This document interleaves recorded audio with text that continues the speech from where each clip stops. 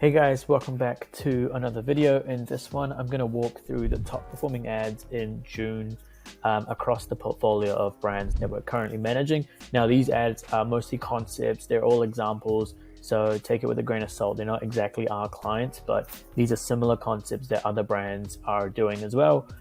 So this is more so of an example to kind of show what is currently working at a high amount of spend for a lot of our clients. So let's get straight into it. The first concept that has been running essentially for, I would say, 3 to 4 months now. This particular ad has been crushing it on, at least ad concept has been crushing it on a lot of accounts, and it's more so of a product review. So a lot of our clients, at least maybe half of them, do a lot of product seeding, and in return, they get organic content, and that organic content is essentially run on our end as an ad. And one of the creators actually did, hey, can you review this particular brand? And it was so, it was fortunate enough that we were one of those brands that this creator was reviewing. So we went ahead and got approval to run that as an ad.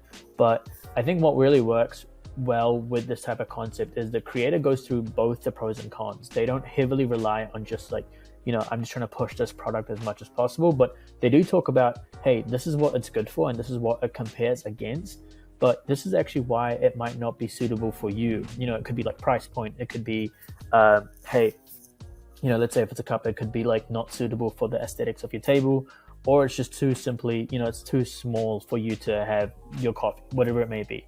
And I think that's what really made it feel a bit more organic and more as a review versus as it's coming off that, hey, I'm just pushing this product and kind of shilling it for the sake of it. And then the last thing is the creator had a really clear understanding of how to actually use the product. When it's something complex, like, if it's setting up a keyboard, for example, like a lot of people might not actually know how to set it up properly. But for in our instance, the creator had a clear understanding of, hey, I've reviewed competitors of this product. I know how to set this up. And for us on the brand side, it's very refreshing to see someone so comfortable with using our particular product and showcasing it in a way that it makes it much easy for consumers to understand how to use it, and also like creates like a step-by-step guide for them as well. Creative number 2 is very simple. It's a story ad. So with this type of concept, it's actually taken from Instagram. You can essentially post a question on Instagram, something similar to what's shown here. And this is your opportunity as a brand to really see if you can find some type of problem solution that can resonate well with customers. The whole purpose of this is to show a before and after, and also test some type of messaging in the question, in the opening question of your creative. So in this scenario, it's did the teeth whitening kit fix your teeth stains? Quite a drastic, before and after. They can probably get pulled over for this, but that's the whole concept of it. It's very organic. People understand what it looks like on their feed because they've engaged in similar concepts with friends or even celebrities.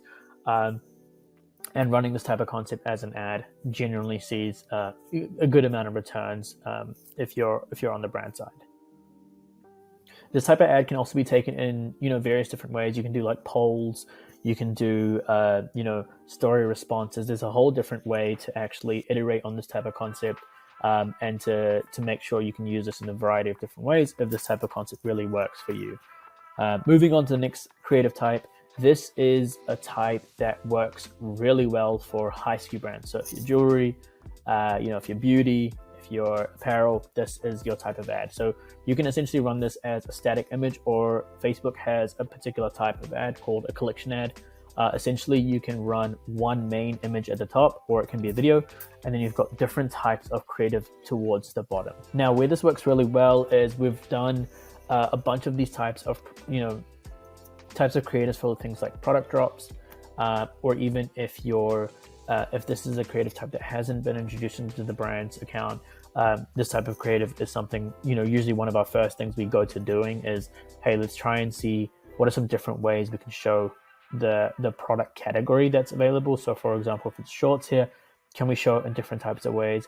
Another way that this works really well is showing it in different lifestyle shots. So for example, if it's like an everyday shorts, and you've got the main banner image, I would show different lifestyle photography in each category here. So it could be me going for a hike, me going for a swimming if it's, waterproof or whatever it is, and then me maybe going for a run. Like 3 different types of activities, showing the versatility of those particular shorts. And that way it speaks to a larger audience or a larger TAM, however you want to say it, versus just being so specific where I'm only going to focus on hiking. And those are some types of ways that you can also test at a larger scale. You can also try going really specific that, hey, I might just try different variations of hiking because I'm working on like a hiking persona. But this type of creative does really, really well if you have a large SKU count. Next one is product launch. Now, this is quite different to the ones that I've showcased above. This creative not necessarily is product launch, but we use this for a product launch for a similar type of brand where it was really, really aggressive in the type of design. It wasn't really following any brand kind of guidelines. We were kind of given free will to do whatever we wanted here. And that's why we kind of went more on the side of let's just figure out what type of audience we can capture and what type of attention we can get.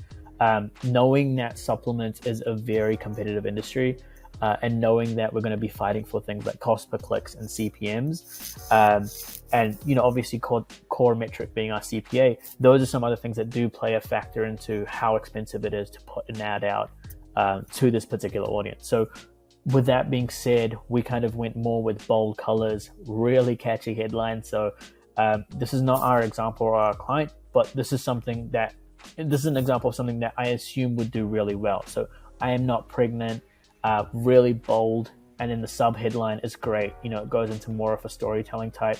Last Friday, we had a family gathering. 3 of my cousins asked me if I was pregnant. That was when I understood it's time to order X product. So this type of concept works really well, having a strong headline followed by a sub headline where it's almost your core headline is that, hey, I am not X, or I am not this type of person, and your sub headline is more of the storytelling breaking off the branch off the headline. And then you've got your usual product features here, which work really well. So this is something that works really well leading into something like an editorial. That's at least what we have been testing, or even a really, really long form product page. So navigating on to ad number 5, this type of ad is more so I would consider a retargeting. Now, not necessarily that you're going to be adding it into a retargeting campaign, but I'm assuming where this would work well is it's when someone's already familiar with your brand and they see this ad as a second time, they are most likely to convert on this ad versus if someone saw this ad for the first time, they had no idea about your brand whatsoever. This ad is probably going to convert much less in comparison to someone who might be familiar, or if you're adding it into some type of retargeting related campaign where you're basing it off platform metrics. So this type of creative works really well because it shows a lot of social proof. It's essentially a lot of Instagram story replies in long form. So it's not just like, hey, this is a great product, or hey, what is this product? This is something that dives deeper into some of the emotional aspects that this brand might value. This brand really dives into the customer's feeling on time of the season and also application of certain products. So they dive into both of that. Hey, I usually feel quite dry this time of the year, and that speaks to a specific audience that, hey, for example, when you go from summer to winter, your lips usually get quite dry, vice versa. Moving seasons can affect your body and your skin. So leaning more into that type of review that type of emotion as a review usually sticks out more than just saying, hey, this is a really nice product, or hey, what actually is this product about? Number 6 is gifting. So there has been a lot of holidays, a lot of marketing moments in the last month or so, and there is a couple more that's coming up, which is exciting. But this is something that I think Loop do a really good job at. It starts with a hook that is, hey, you won't believe what. That itself is a great a great hook. A lot of brands actually don't leverage that. Hey, you won't believe what this person got me, or hey, you won't believe what my X got me, or something like that, where it's something different to you won't believe what I got myself, or something like that, or you won't believe that this is such a good gift for some person in your family member. So this itself is such a great hook where it's almost showing your audience that, oh my god, this is a gift that someone gave me, and now I'm really grateful for it, or something like that. So in this video, they do a really good job of breaking down the script of who got me this gift, what you can actually use it for, like what actually is even this product, and personally use it for in certain moments. So in this moment, she talks about what you can use it for, and then she goes into, hey, I actually go to all these places like football games, hockey, whatever it is, and this is how I use it in my life, and how it can be implemented for people who go to similar sort of events and have similar problems.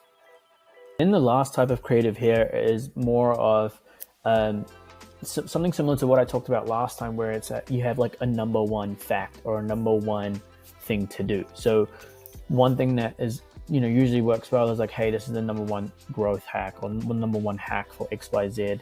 And in this scenario, I think it's Pet Labs have done a good job of saying, hey, this is the number one mistake we see a lot of dog owners do, and then they go ahead and provide some more value around what that actually, why that actually is wrong.